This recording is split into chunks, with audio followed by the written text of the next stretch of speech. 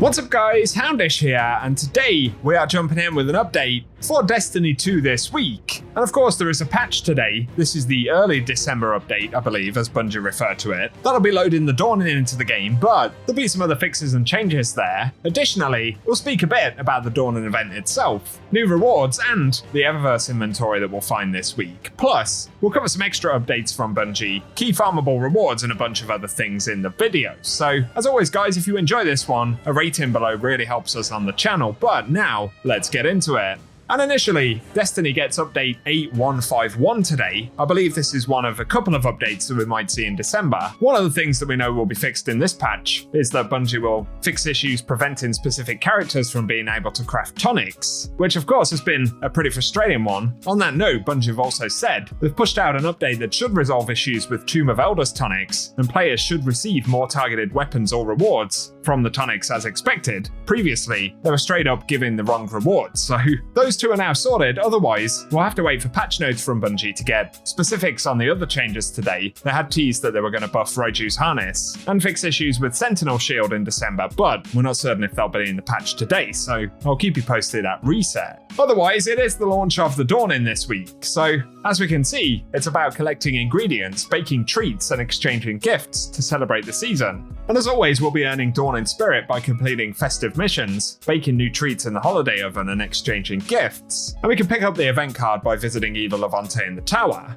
On top of that, there is the dragon-themed armor. These are going to be available from Eververse. They'll cost 1500 silver, or we can pick them up for Bright Dust, but it is 6000 Bright Dust for a set. Other cosmetic rewards this year include some Vanguard-themed emblems that we can pick up potentially from the gift in return packages. Apparently, they'll have a low drop rate, but if we score well as a community in the Dawning, Bungie have said they'll offer some buffs for that drop rate. And it will act essentially as a miniature community event, I guess. So Bungie have said during the Dawning, baking a certain set of cookies starting on a given week will give you progress towards the community-wide goal, that significant drop rate increase for all three of the emblems. So for the cookies that we need to make in each given week, the first week, starting December 10th, today, we need to make Galadoodles for Zavala, Bright Dusted Snowballs for Tess Everis, Starwort Thins for Elsie Bray, and Near Moon Cake for Nimbus. Then on the second week of the Dawning, starting December 17th, there'll be Traveller Donut Holes for Ikora, Classic Butter Cookies for Eva Levante, and Dark Chocolate Motes for the Drifter.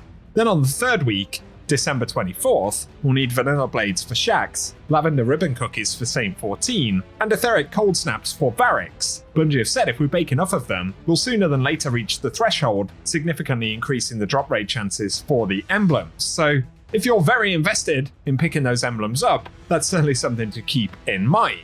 And as always, there'll be a bunch of stuff in the event card that we'll be able to view in the game once it goes live. Otherwise, the new weapon for this year is Mistral Lift, a Void Adaptive Burst linear fusion rifle, so it fires a 3-round burst. And it can roll Withering Gaze, Envious Arsenal, Clown Cartridge, Envious Assassin, Keep Away, Moving Target, or Reconstruction in the first trade slot, with the second slot able to get Bait and Switch, High Ground, Firing Line, Precision Instrument, Frenzy, High Impact Reserves, or Vorpal Weapon. So loads of ammo and mag bonuses on it, and some good damage bonus options as well, plus it'll have Voiced Stinger. Let us know what you'll be looking out for on that weapon down below. It should be a good one. Otherwise though, a quick mention for Eververse this week, and naturally, it will be filled with Dawning rewards, so some of the highlights there will include the Winterview Exotic Ghost Shell, which will be available for 2850 Bright Dust, which is a kind of Traveller snow globe thing.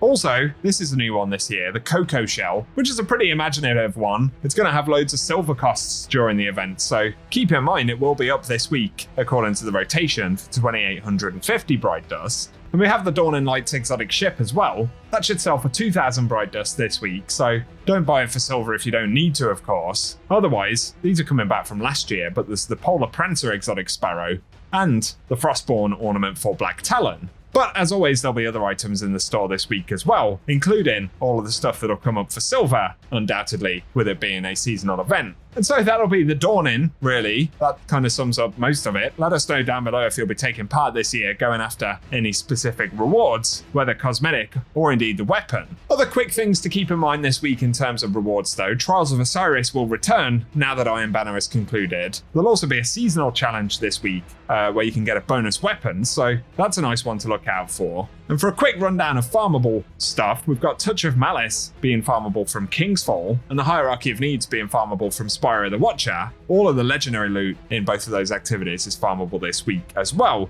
And that'll be the same for Garden of Salvation and the Pit of Heresy. So if there's anything on your bucket list from those activities, then it's a good time to go after them. And Vexcalibur will drop from the exotic mission this week, Node Override Avalon. Plus you can farm out all of its upgrades if it's a new weapon too. So a few things to do this week if you like, but let us know down below if you'll be jumping in this week. Another quick note, I noticed some of you guys enjoyed my fake Dawning trailer yesterday, and it was ram-packed with memery with regards to the Dawning, but also Destiny in general. And I know given the way that lots of people who play the game feel at the moment, it was a way of making light of some of the game's issues and having a bit of a laugh about it. Certainly that's the case for me, as someone who covers Destiny and is around the game and its community all of the time. Honestly, it can feel pretty rough when the game is in the state that it is at the minute. So, as the saying goes, I guess it's one of those, if you don't laugh, you might cry. Not literally, but for me in particular, I'm going to see complaints about the game no matter what I do. So, it's kind of a fun way of at least having a bit of a laugh about it, right? And that's why I put it together, that and general boredom staring at my video editing software. I know there were some comments from people saying that it was rather harsh on Bungie, and I totally get that.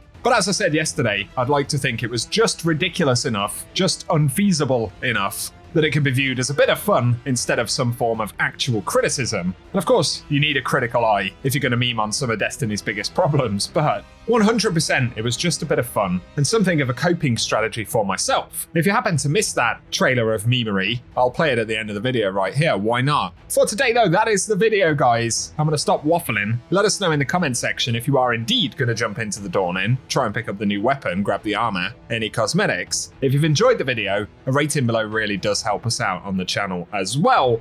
But for now, cheers for tuning in, and I hope you guys have an awesome day.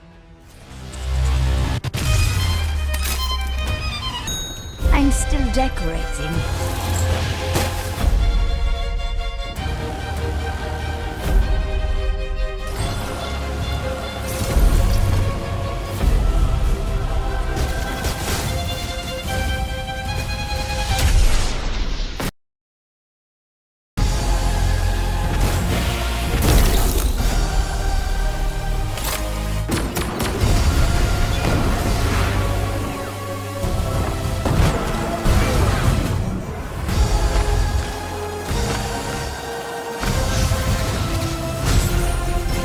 Sometimes I feel quite useless.